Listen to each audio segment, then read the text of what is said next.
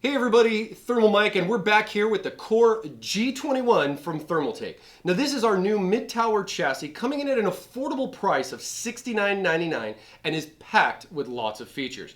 Now the Core G21 comes in first off with two 4mm thick tempered glass panels, and there's some also extra add-ons we've put for the tempered glass as far as how it installs and removes, which we'll get to later, as well as the tempered glass panel on the front or the window side is actually a little bit lighter than the tempered glass panel on the back. So if you're looking to discreetly hide your cable management or be able to put some LEDs back there to kind of show it off more, the Core G21 might be what you're looking for. Now with the Core G21, it also comes with a full-length power supply cover, so cable management is a breeze in here. And speaking of breeze, if you want proper airflow, the Core G21 supports up to a 360mm radiator in the front. So if you want to do a push-pull combination, you want to do an air-cooled build and just add additional fans, the Core G21 will support up to 3 fans in the front, as well as a fan on the top and on the back. So stay tuned as we go forward here with the Core G21, and let's get the build process started. First, we're going to want to remove that front tempered glass panel. And I know a lot of people have seen how tempered glass is becoming more and more popular out in the market, and Thermaltake's definitely taken the extra step to make sure that's safe and secure with our new TG Safe mounting system. So to demonstrate that, I'm going to go ahead and I'm going to remove the screws off the tempered glass panel. And what I'm going to show you is that the way this is mounted, not just with our new TG Safe brackets that are down here on the bottom part of the case, which is holding it in, but we've also extended out the rubber mounting for this, so that way it actually holds the glass in place. So as you can see here, most people would be like, oh, I got to hold the top. With this new case right here, it makes it very easy, and it definitely makes you feel a lot more secure when removing and replacing the panel. So as I take these 4 screws off here, you'll see that I have the panel, and all I got to do is just tilt it forward. This will release from the little rubber grommets that are holding it in, and these little mounts down here hold this nice in place, so it makes this real easy to just pop right off. So let's go ahead and start installing the motherboard.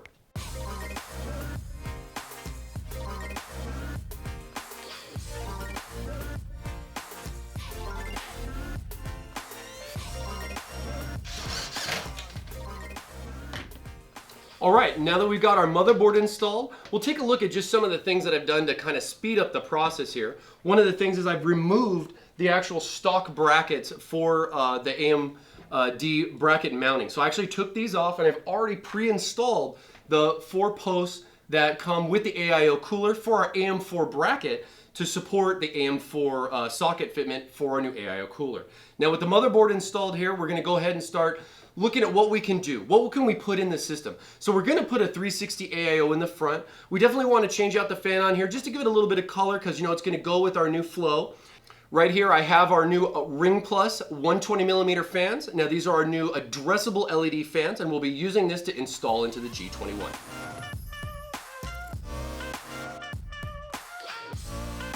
Now when I install my Ring Plus fan into the rear, I like to make sure that the cable management is going to be ideal. So with this, when I'm going to be routing the cable over around the motherboard down through the back so it will plug into my controller, I want the fan mounted this way. I also want to mount the fan this way so I have my airflow going out of the back of the case versus having it this way where it's going to suck the air in. So always make sure that you know that this is going to be the direction where the air is going to go. Now we're going to go ahead and remove the front panel off the G21 so we can install our Floe AIO. To remove the front panel, it's very easy. There's a spot actually cut out on the bottom here of the front of the panel that you can grab and then just pull it right off. Removing the front panel makes real easy, and one of the things I like about the G21 is with the top mounted IO port, you don't have the cables attached to the front panel, which makes it, you know, even more convenient to be able to install fans, AIO radios, and so on. There's also a nice filter here on the inside of you know, the back part of the front panel, and then you also get a cool little magnetic filter here. We have our Floe AIO 360. Now this is one of our first samples that we have here that we're going to be installing, so we can kind of show you guys what's coming. This is an upcoming product as well. And with this 360 radiator that we have, we'll be mounting this here on the back side, on the inside part of the case. And we're also going to mount our fans on the inside as well, so that way that dust filter can go right there in the front.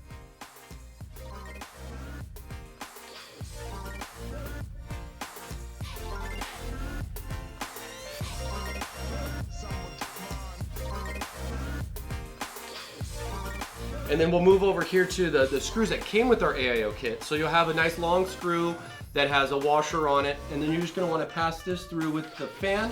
So it goes through the fan itself, and then it'll just secure right into the ports on the radiator.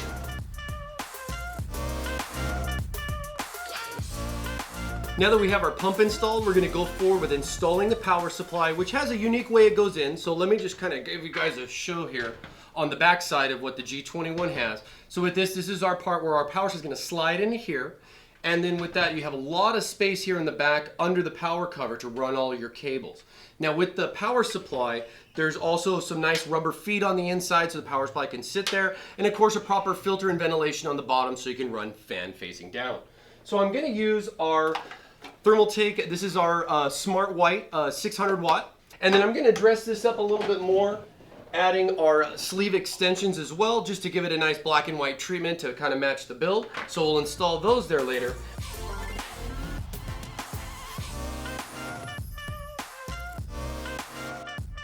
Now that our power supply is slid into the G21 and we got this set up, we'll go ahead and we'll secure this down, and then we'll start running our cable management here. And then of course the last step will be installing our graphics card and getting everything turned on and fired up.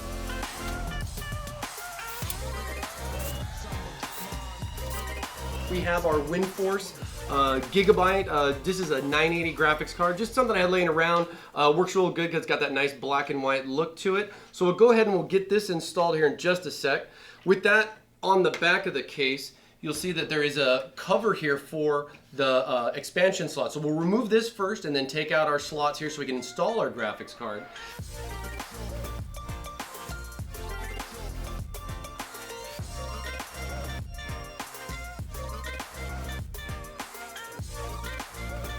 I also wanted to point out here too on the back as far as the additional storage options that you have. So you can see I've just kind of done some basic routing. I'm going to finish this up. But then we have additional plates back here. They'll support either 3.5 or 2.5 depending on what you want to use on these two locations here on the back, as well as an additional SSD only mount here on the back tray of the motherboard. Now that we have our graphics card installed, we got our power plugged in here, everything's all set up, basically ready to start our first initial boot and go into the BIOS. But before that, we'll go ahead, we'll put our glass panels back on, get our front panel back installed, and then we'll be ready to fire it up. And there you have it, folks, the Core G21 by Thermaltake, coming soon, available for $69.99. Plenty of options, dual tempered glass, power supply cover, lots of space and room. So if you want to build your next system on a budget, definitely take a look at the Core G21. And if you guys want to see more from Thermaltake, don't forget to like and subscribe on our YouTube channel. And until next time, I'm Thermal Mike. Thank you for watching.